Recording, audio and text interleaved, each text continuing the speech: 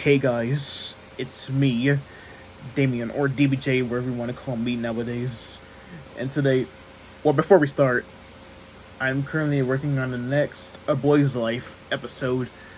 This is gonna take quite a while to finish. That's probably the reason why I don't post this often anymore, because I'm currently focusing on that and other stuff. But yeah, I'm currently working on that. But anyways, what we're going to be doing today is reading more SCPs. Only it's not Halloween this time, because Halloween just passed. We're going to be focusing on some random SCPs that I'll read, just to pass away the AI thing that you guys don't seem to like as much. But whatever.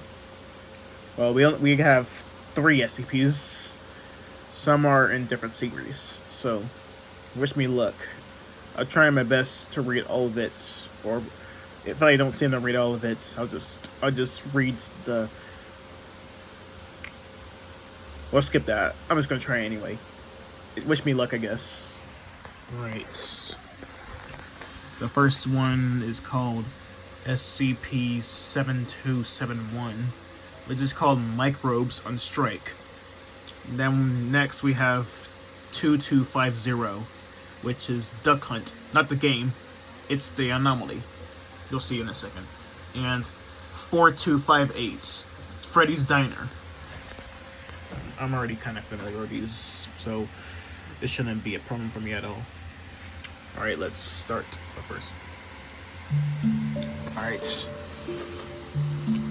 Item number 7271, Level 1 Unrestricted. Containment class Euclid. Disruption class Dark. Risk class Notice. Special containment procedures. 7271 is to be kept in a standard anomalous storage locker site at Site 327. Personnel are forbidden from fulfilling the demands of 7271. Description: SCP-7271 is a glass mason jar containing 3 cucumbers and a brine with a 30% salt content. These conditions typically result in a microbial activity, producing lactic acid, resulting in the pickling of the cucumbers. However, no change in the chemical makeup of the contents of the jar had been detected. Upon further investigation, it was discovered that microbes are present in the jar, despite the apparent lack of microbial activity. Each microbe is attached to a miniature picket sign with a variety of messages depicted. Several of these messages are listed below. Strike! ! No fermentation without representation! Maternity leave for microbes! Pickling with pay! Better bacteria or bust! Testing is currently underway to determine whether historical strike-breaking practices used by businesses will be effective in reducing the anomalous effects of SCP-7271 as a form of containment. Currently, development of scab microbes that will ferment for no pay have proven ineffective, as they have joined the microbe's cause. There is planned research into selectively terminating the leaders of SCP-7271 to discourage the remaining microbes. Now let's move on to the incident logs. 1. On September 30th, 2022, researcher Wadsworth attempted to give 7271 $1 as an attempt to fulfill their demands for pay. 7271 declined the offer as they were insulted by the low amount. Researcher Wadsworth later suffered from digestive issues, and it was discovered that a portion of his gut flora was an anomalous and joined 7271's strike. Incident Log 2. On June 17th, 2023, Site 327 intercepted an outgoing mail envelope addressed to a local pickling factory. This envelope contained a fine powder, which was revealed to be a collection of billions of microscopic pro-labor propaganda pamphlets. Despite the anomalous nature of the pamphlets, research has shown that they have no effect on non-anomalous microbes, as they are neither literate nor sapient. Incident Log 3. On, August 4th, 2023, researcher Wadsworth accidentally spilled some yogurt, a source of probiotics, inside of 7271 while eating his lunch. After this event, researcher Wadsworth heard a faint noise that he described as billions of tiny cheers for approximately 10 minutes before 7271 ceased anomalous activity. 7271 is pending reclassification to neutralize. Okay, so yes, for some reason, I don't know why or how they got neutralized, but whatever. Anyway, anyways, moving on to the next SCP. Alright. Item number SCP-2250. Object class Euclid. I'm just gonna call it 2250. Special containment procedures. As no viable method for permanent containment of 2250 has been found, efforts are to be made to keep susceptible species of waterfowl out of a 5-kilometer radius centered on Bletch Park at Soma. Hold on. I kind of forgot what it is. Whether it's a U.S. state or not.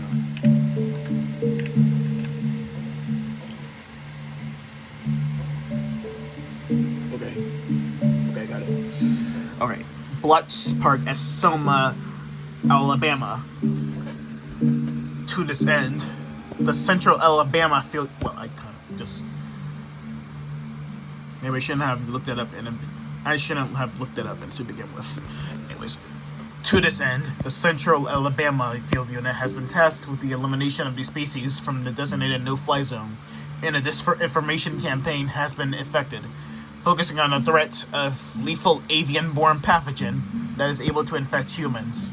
This has so far been effective in allowing the Central Alabama Field Unit to operate without hindrance from government agencies or environmental groups. Civilians witnessing 2250 in any form are to be detained and supplied with Class B amnestics. Should these civilians have lost their dog to 2250, they are to be supplied with a suitable replacement and led to believe it is the original. Any research with the goal of partially or fully deciphering the language or communication used by susceptible species of waterfowl is to be covertly disrupted in any way possible. Description: SCP-2250 is a mimetic contagion currently exclusively affecting various species of waterfowl in and around Bletch Park and Soma, Alabama. Tests to determine the vector of infection for this mimetic contagion has yielded evidence that 2250 is spread between waterfowl through interspecies communication and vocalization. Those waterfowl prevented from vocalizing were unable to create new instances of 2250, and those deafened show no signs of infection. Once exposed to 2250's mimetic triggers, susceptible waterfowl will be subjected to 2250 activation events at intermittent times. The animals involved are not innately anomalous, but are subject to 2250 activation events, during which they should be treated as such. When a SCP-2250 activation event occurs, the affected animal becomes a 2250-1 instance. It will cease movement, open its beak, and produce a series of sounds in the 25 to 32 kilohertz range. Canines within a range of up to 2 kilometers show a general tendency to move towards the point of origin for these sounds. Though not all canines act on this impulse, those animals approaching affected waterfowl and entering a radius of approximately 2 meters are prone to being trapped by 2250-2. 2250-2 are darkly colored tentacles with an average diameter of approximately 3 millimeters and composed of a tissue of a genetic makeup bearing close resemblance to that of the specific lugworm. And that's other classification. These emerge from SCP-2250-1 specimen's beak once a canine approaches to within a circa 2 meters. 2250-2 can typically reach beyond this range if necessary, with an as of yet undetermined upper limit. Having emerged, 2250-2 instances will wrap around their prey and exert up to 800 newtons of force in order to pull it towards 2250-2. Dash 1. Once close enough, canines trapped by 2250-2 are swallowed whole by 2250-1. This usually occurs despite the clear discrepancy between the range of motion for 2250-1's beak and dimensions of the canine involved. Observations have not yielded a concrete explanation for this phenomenon, with video logs simply showing the canine disappearing into the beak hole without apparently suffering damage to their physical form. All 2250-2 then retract into 2250-1, which will remain motionless and unreactive to any form of stimuli throughout the entire process. Despite this invasive process and the potential for extensive physical trauma, 2250-1 instances are not harmed during this process. Once swallowed, prey does not travel down the esophagus, instead disappearing from 2250-1 altogether. Attempts to track test subjects have almost exclusively yielded a location of approximately 6.2 kilometers beneath the island of Wiki. Attempts to reach this location has as of yet proven fruitless. In one incident, the location returned was in the Pelican Nebula. However, there is no conceivable way a GPS signal could be picked up from that location, nor should it have been able to travel back to Earth within the time frame given. If not fully destroyed, an SCP-2250-1 instance will remain motionless for a period of up to 2 hours, after which it will regurgitate the partially digested remains of the previously ingested canine. 2250-1 will then revert to its non-anomalous state, showing signs of extreme distress and often trying to flee from the immediate area. Remains of prey are covered in a high viscosity liquid containing brine, digestive enzymes, mucus, glycoproteins, and electrolytes. Tests using adult human subspecies placed within range. Tests using adult human subjects placed within of an SCP-2250-1 during an activation event have not produced results. It is possible that this test could provoke 2250-2 emergence if performed using subjects of a similar stature, but no such tests are currently planned. And here is the addendum 2250-8/A/01. This is a transcript of an initial 911 call, DD 201-30314. It was initiated at 9:13 p.m. on March 14, 2013. Someone 911, what's the location of your emergency? Blood Park. I don't know. It's eating my Boris. Your child was attacked, ma'am? Not my child, my dog. That dog is eating my Rottweiler. Ma'am, please stay calm. If you were suffering from... Oh God, he's gone. Boris is gone. And those weird tentacle things. Ducks don't have tentacles.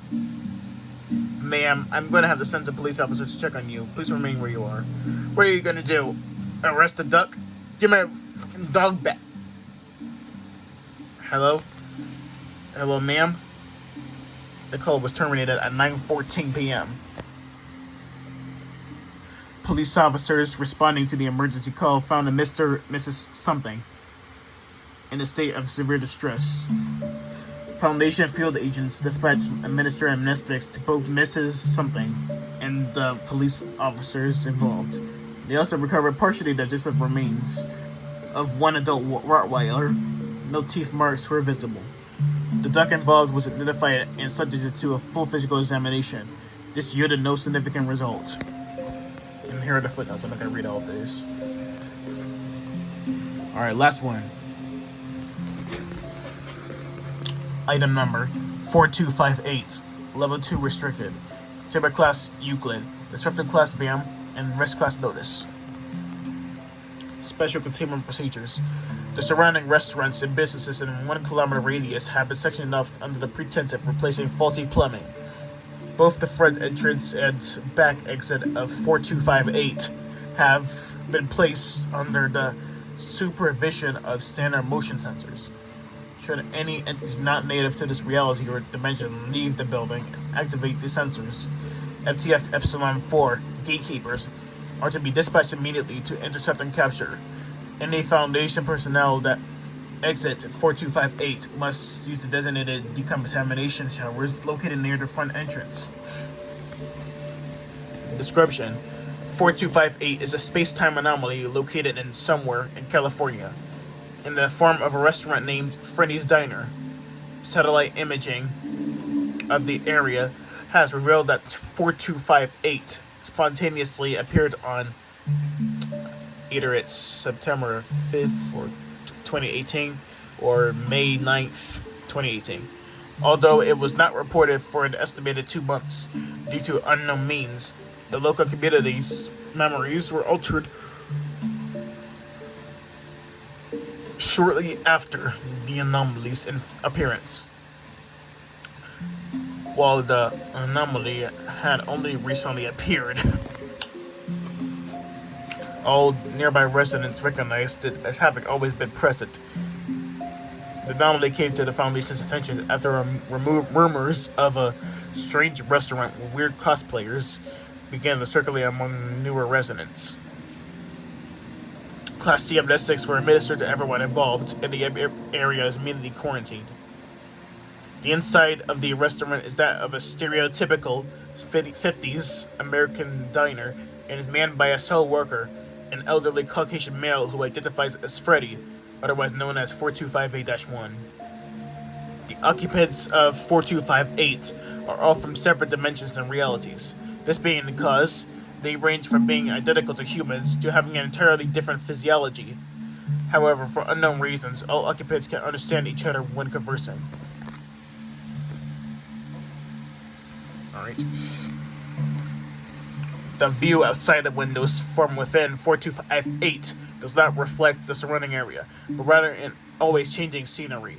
It has been confirmed by 4258-1 that the view outside of the restaurant is directly linked to whomever recently left or entered. And as that is where the restaurant currently resides.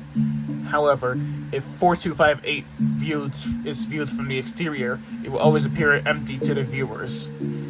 Below is a series of transcripts of tapes interviews conducted by Agent Burks with different beings within 4258. There's no video footage of this moment from within 4258, as the batteries of any video equipment will suddenly be drained upon entering the anomaly. SCP-4258-1 has stated this occurs as to secure the privacy of our patrons. Yeah, right. By the way, this is literally like Duck Hunt if the ducks took revenge on the dog. Duck Hunt, the game I meant. Let's see that first interview. Oh yeah, this is Freddy right here.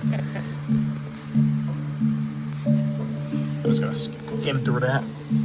Agent Burks enters 4258 and is soon coming into contact with an elderly Caucasian male behind the front counter. Are you the owner of this establishment? Sure am. Name is Freddy. What can I do for you? For starters, what exactly is this place? He's let out a small chuckle. It's a diner. They don't have these in your dimension, kid? They don't have these in your dimension, kid? No, we do. It's just that we don't have any quite like this. Sorry, was only kidding. Welcome to Freddy's Diner, the only place where you can eat cuisine that's out of your world. A nearby preacher chants a wolf. Come on, Fred. You always use that line. It's diner motto. Took me a century to come up with that one. So this diner connects to other worlds. Is that it? Yes and no. Right now we're drifting in two-dash space. You know, the place between the dimensions. That door on over there connects to all sorts of realities and dimensions. According to Agent Burks, the scenery outside the windows changed from Earth to a sprawling desert. The door swung open and a tall and masked humanoid wrapped in extravagant robes entered the restaurant. Be right with you, Quirwilf. Right, pronounce that. Quirwilf. So, if this place really does exist between dimensions, as you say, How do patrons pray for your meals? I can't imagine currently being useful here. That's where Empathius comes in. You know that happy feeling you get when you remember something nice or someone compliments you? The restaurant feeds off of that. It's what keeps the place running. It takes away positive emotions? Not exactly. It takes away the excess emphasis the patrons make. Kind of like trimming the edge of a hedge, I guess. So the patrons only have to feel happy? That's the payment for the meal? Yep, that's it. I just have one final question. What exactly are you? Just an old man looking to make good food, kid. Now, what can I get you? Closing statement. Agent Burks proceeded to order takeout of a hamburger and fries. All acquired food items were found to contain no harmful agents. According to Agent Burks, he did not see any staff in the kitchen, but did witness transparent hands reach over from out of view and set the plate on the kitchen line. Now let's go to the second. Next is Rock. Forward. This interview was conducted on the second expedition to 4258. Agent Burks was directed to interview the patron of 4258. Rock is described by Agent Burks as a humanoid entity comprised of what appears to be granite, basalt, and limestone. Thank you for agreeing to this interview, Mr. Rock. That's an awfully interesting name. Everyone's rock world is named Rock. I just have to come up with that voice. Oh, is that so? Tell me a little bit about your homeworld. What is it called? Rock. Rock. Yes, Rock. There are no squishies like you on Rock. Everyone looks like Rock. So everyone shares your appearance then. What about vegetation? Plants, I mean. Yeah, we're going to squishies eat. No, only Rock. And I'm guessing your people eat Rock. Very delicious, yes. Alright, I think that's enough questions. Thank you for your time. It's kind of a funny voice I came up with, to be honest. Alright. Closing statement. Agent Burks has put forth a proposal for another expedition to 4258, and this interview proved to be completely useless. The proposal has been accepted, and a third expedition is scheduled for 8/05/2018. Last one. Second version of Agent Burks. This interview was conducted on the third expedition to 4258. Agent Burks was again instructed to interview a patron of 4258 and gather any interesting information. Nearly immediately after entering -1, Agent Burks encountered his alternate reality counterpart waiting in line. For the sake of clarity, the alternate Agent Burks will be referred to as Burks 2. I've taken in a lot of strange interview, but this is certainly the most jarring. Yeah, that. Guess I'll have to think of some new questions. In your dimension, who do you work for? The Foundation. I'm employed there as an agent. Alright, no dissimilarities so far. Is Jennifer's last name redacted your wife? Sure is. Been together for 20 years. Same here. What about your world? Describe it to me, please. We're in the 21st century. There's corrupt politicans, food and water shortages in third world countries, some issues with immigration, and all that other fun stuff. There are some good things though, like Shark Week. That sounds fairly close to our world. Seems like there isn't any noticeable differences between the two. Guess not. Pretty funny, huh? At this time, -1 arrives with a burger and fries, sliding him over to Burks 2. Awesome, thanks Red. Time to chow down. Burks 2 lower jaw immediately unhinges and lowers, revealing rows of sharp teeth behind the normal set. He consumes not just the food, but also the plate that it is set out on. I think we're done here. He's done with that. Agent Burks' request for a class C amnestics have been denied. Yeah, so he's not completely normal. But anyways, that's all I have to do for today. So, how about this? If you can think of requesting me some SCPs that you might like, and then I'll read it, that'll be in another video until I see it. So, if you have any SCPs that you recommend me to read, make sure you do so in the comment section down below, unless it's disabled for some reason. But, anyways, I'll see you in the next one. Bye.